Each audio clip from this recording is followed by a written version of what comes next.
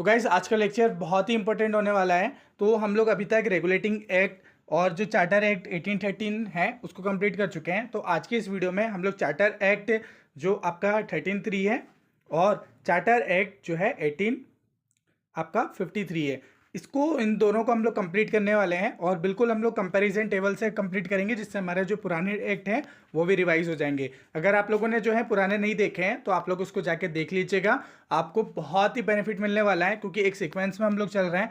Sequence wise चलेंगे तो हम लोग को प्रोग्रेस समझ में आ जाएगी कि आखिर हिस्टोरिकल बैकग्राउंड में कौन सी चीज़ कहाँ से कैसे स्टार्ट हुई थी। तो देखिए आज हम लोग पढ़ेंगे जो है चार्टर एक्ट जो हमारा 33 है उसको। देन मैं उसके बाद आपको कंपैरिजन से टेबल से भी बताऊंगा।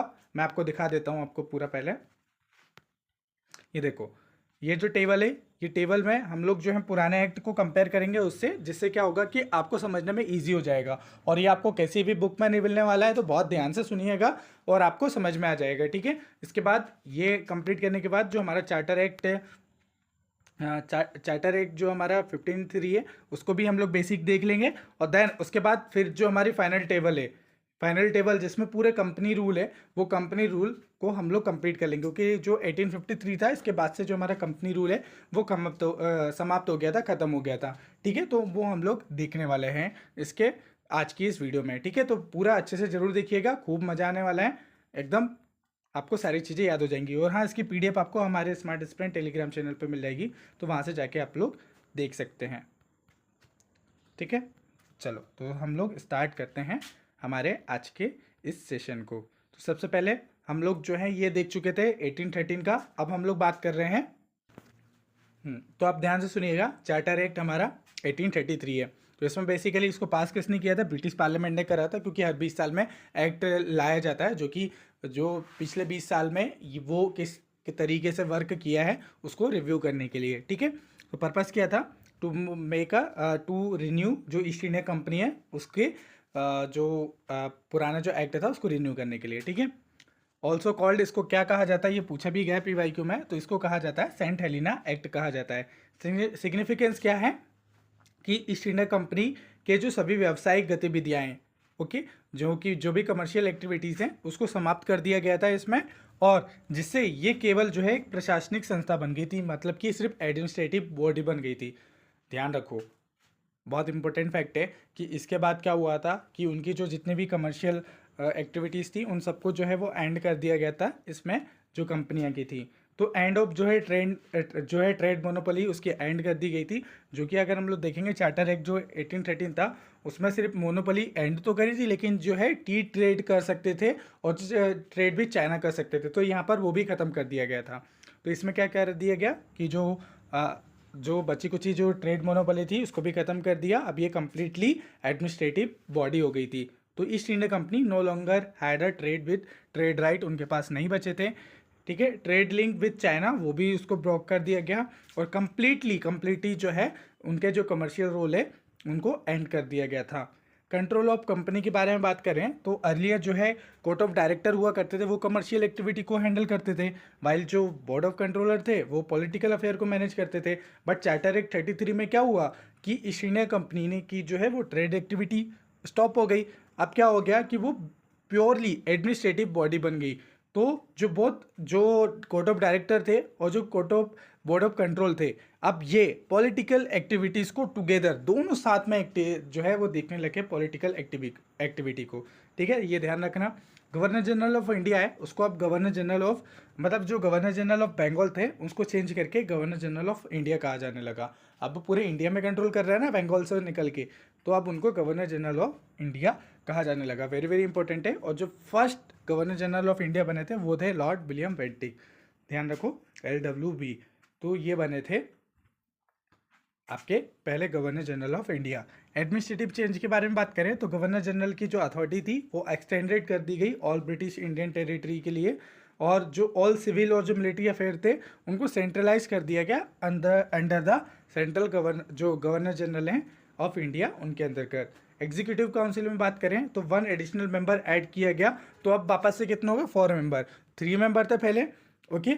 और जो न्यू 4th मेंबर था वो लॉ मेंबर था, वो लॉ का जानकार होगा, कानून का अच्छे से जानकार होगा, जो कि कानून बनाने में मदद करेगा। और यहीं से ना एक तरीके से कानून व्यवस्था में बहुत बड़ा चेंजेस हुआ। तो इसमें जो फोर्थ मेंबर जोड़ा गया था वो थे लॉर्ड मैकाले। और आपको पता है कि लॉर्ड मैकाले का कितना इंपॉर्टेंट रोल रहा था, क्योंकि इन्होंने ही फिर जो है आईपीसी लेकर आई थी। वो आईपीसी हमारे इंडिया में अभी तक चल रही थी और रिसेंटली ही जो है उसको ब्रॉक करके हमारी इंडिया की भारतीय न्याय संहिता बनाई गई है। अब आप देखो कि उस टाइम पे ये नींव रखी गई थी और वो कितने सालों तक जो है सालों तक चलती हुई आई और हमारे इंडिया में वो घर करी हुई थी। तो आप समझो कि कितना इंपॉर्टेंट रोल यहाँ पर इस एक्ट ने प्ले किया था। इसके बाद जो है सेंट्रल और जो प्रोविंशियल लेजिस्लेचर में बात करें तो जो प्रोविंशियल लेजिस्लेचर थे मद्रास और जो बॉम्बे की प्रेसिडेंसी थी उनको अबॉलिश कर दिया गया था। और गवर्नर जनरल एंड जो इसकी काउंसिल थी उसको उसको ही सिर्फ बोला गया था कि सिर्फ वही जो है लॉ मेकिंग बॉडी होगी, अथॉरिटी होगी। तो जो लॉ पास करे जाएंगे बाय द गवर्नर जनरल और उसकी जो काउंसिल है वह now send to British parliament. तो वो डायरेक्ट जो है वो ब्रिटिश पार्लियामेंट को प्रपोजल भेजेंगे, ठीक है, फर्स्ट फाइनल अप्रूवल के लिए। तो पूरा डिसीजन जो लिया करेंगे वही लिया करेंगे, बाकी जो नीचे वाली जो अथॉरिटी थी बॉम्बे और मद्रास की उनके कोई औकात नहीं रही उसके बाद, ठीक है। टर्मिनोलॉजी चेंजेस के बारे में बात करें तो law where called a regulation, लेकिन उसके बाद क्या हो गया कि इसके बाद जो लॉ है लॉ को फिर एक्ट कहा जाने लगा। यानी कि चार्टर एक्ट के बाद जो ये हुआ था जो आपका 1833 के बाद, तो कानूनों को एक्ट कहा जाने लगा। ध्यान रखो, कानूनों को एक्ट कहा जाने लगा। पहले क्या कहते थे, रेगुलेशन कहते थे कि रेगुलेट, तभी तो रेगुलेटिंग एक्ट वगैरह ये आया रेगुलेशन के लिए। तो अब इनको ना प्रॉपर तरीके से एक्ट कहा जाने लगा। रेवेन्यू सिस्टम में देखें अगर क्या क्या चेंजेस हुए, तो चार्टर एक्ट जो था हमारा 1813 में, वो उसने क्या करा था कि सेपरेट कर रहा था जो कमर्शियल रेवेन्यू है और जो पॉलिटिकल रेवेन्यू है। बट जो इसमें क्या करा गया, जो कमर्शियल एक्टिविटी है उनको खत्म कर दिया गया, उनकी वाट लगा दी, ठीक है। Now the only sources of revenue वो था पॉलिटिकल रेवेन्यू, ठीक है, जो टैक्स वगैरह है, लैंड रेवेन्यू है, वहीं से आते थे। अब देखो इसको सेंट हेलिना एक्ट क्यों कहा जाता है। वाई इसका नाम जो सेंट हेलिना है, सेंट हेलिना एक आइसलैंड का ही एक स्मॉल आइसलैंड हुआ करता था बिटवीन द अफ्रीका एंड जो साउथ अमेरिका है उसके बीच में। तो कैप्चर वाई इसको जो है ना कैप्चर कर दिया था by British east India company ने जो है 1659 में। और नेपोलियन जो है ना, नेपोलियन को यहीं पर जो है बंदी बना के रखा था 1815 में, और 1821 में यहाँ पर उसकी मृत्यु हो गई थी। तो चार्टर एक्ट जो है वो 1833 took Saint Helena island away from the East India company control. तो क्या हुआ था कि इस एक्ट में जो चार्टर अधिनियम हुआ था, इसमें जो सेंट हेलिना द्वीप था उसको ईस्ट इंडिया कंपनी के नियंत्रण से हटा दिया गया था। अब उसमें सेंट हेलिना एक्ट में कोई कंट्रोल नहीं था, तो इसलिए इसको जो है सेंट हेलिना एक्ट भी कहा जाता है। तो British crown took direct control of इस आइसलैंड। तो इस आइसलैंड में जो है ब्रिटिश क्राउन का डायरेक्ट कंट्रोल था।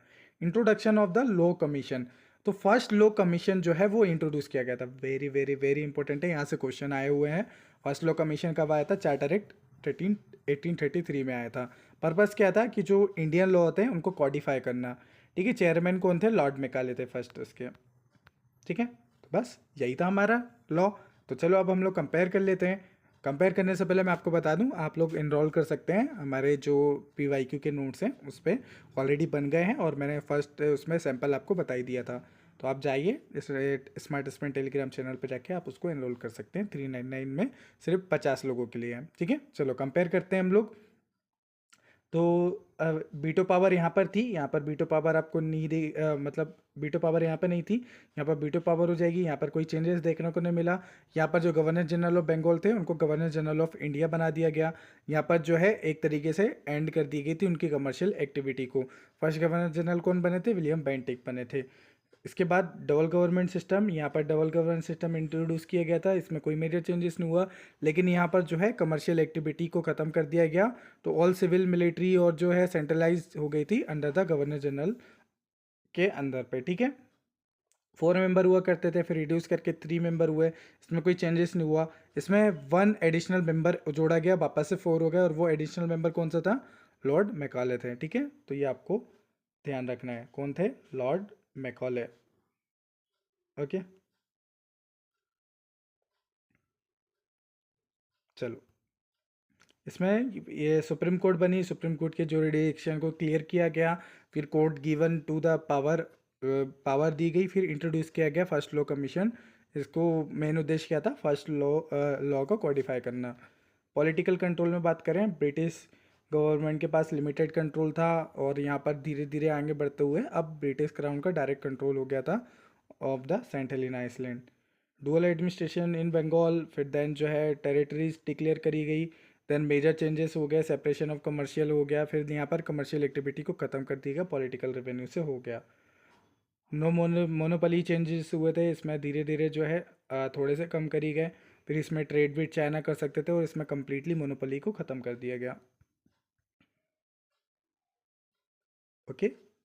और इसमें बात करेंगे, अबोलिशन कर दिया गया था बॉम्बे और मद्रास प्रेसिडेंसी को।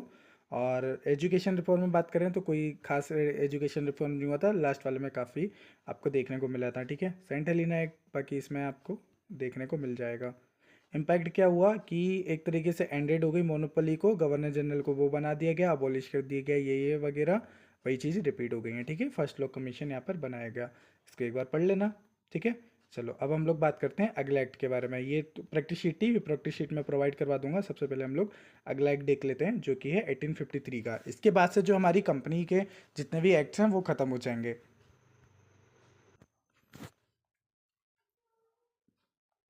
अब देखो, ये ब्रिटिश पार्लियामेंट ने पास किया था इस एक्ट को। अब इसमें एक्सटेंडेड किया गया था जो कंपनी के रूल थे without a fix time limit, इसमें कोई टाइम लिमिट नहीं रखी गई थी।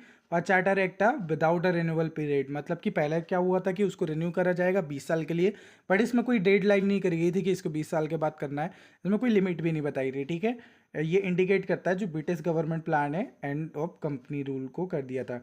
कंट्रोल ऑफ कंपनी जो है कोर्ट ऑफ डायरेक्टर थे उनके जो रिड्यूस कर दी गई, पहले 24 संख्या हुआ करती थी, अब जो है 18 होंगे।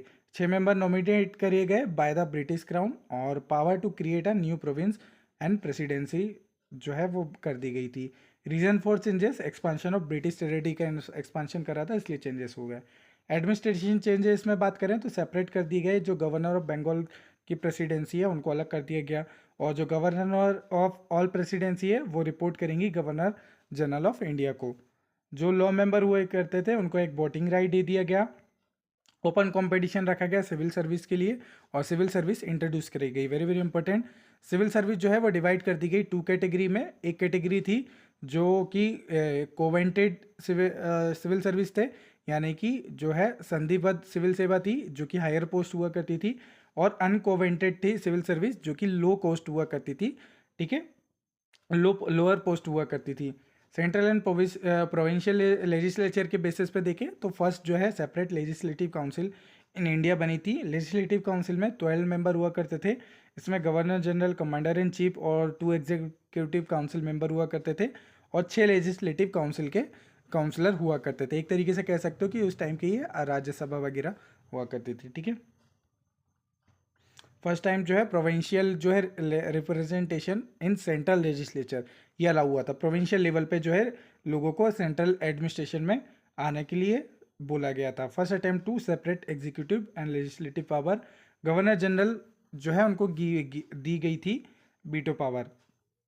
प्रोविंशियल लेजिस्लेटर में कोई चेंजेस नहीं हुए थे। Law making centralise under the governor general, provincial legislator did not exit.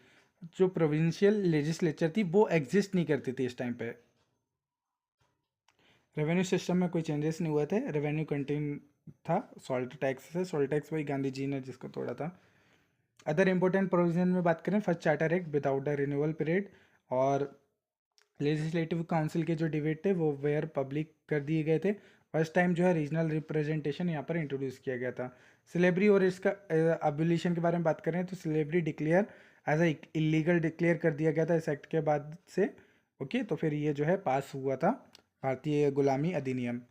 प्रभाव क्या हुआ कि कोर्ट ऑफ डायरेक्टर जो थे उनकी रिड्यूस कर दिया गया, कंपटीशन जो है एग्जाम लाया गया, बंगाल प्रेसिडेंसी जो है वो सेपरेट गवर्नर बनाया गया उसके लिए। फर्स्ट सेपरेशन जो है एग्जीक्यूटिव और जो है लेजिस्लेटिव फंक्शन के लिए किया गया। 12 मेंबर लेजिस्लेटिव काउंसिल में आ गए जिसको मिनी पार्लियामेंट कहा गया।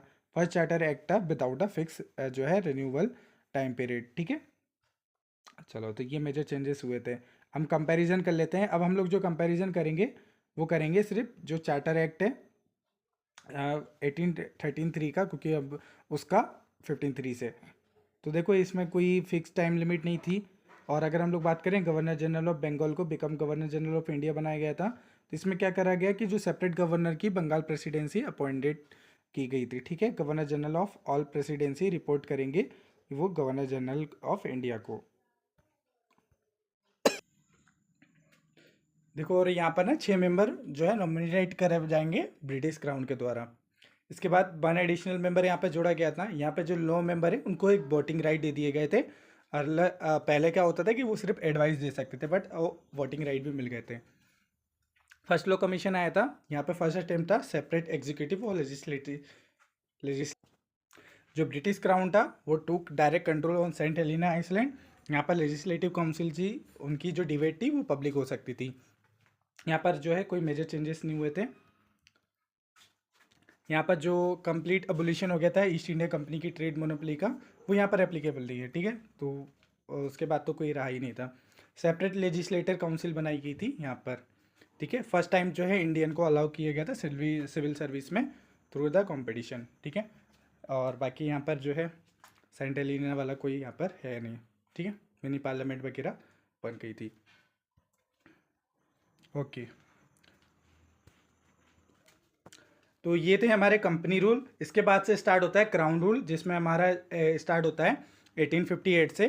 तो इससे पहले हम लोग एक इम्पोर्टेंट टॉपिक है हमारा 1857 का जो रिवोल्ट है, वो हमारा मॉडर्न हिस्ट्री का सबसे इंपॉर्टेंट टॉपिक है। और इससे पहले वो हुआ था, उसी का इम्पैक्ट के कारण ये रूल आए थे। तो 1857 का मैं जो है शॉर्ट में कवर करवा दूंगा, मतलब टेबल पे और PYQ के साथ। तो उसको आप लोग देख लीजिएगा, उतना ही आपका इनफ है, ठीक है। तो चलिए आज के सेशन को एंड करते हैं। आई होप ये आपके लिए काफ़ी बेनिफिशियल रहा होगा। मिलते हैं नेक्स्ट वीडियो में, तब तक के लिए खुश रहिए, मुस्कुराते रहिए। जय हिंद, जय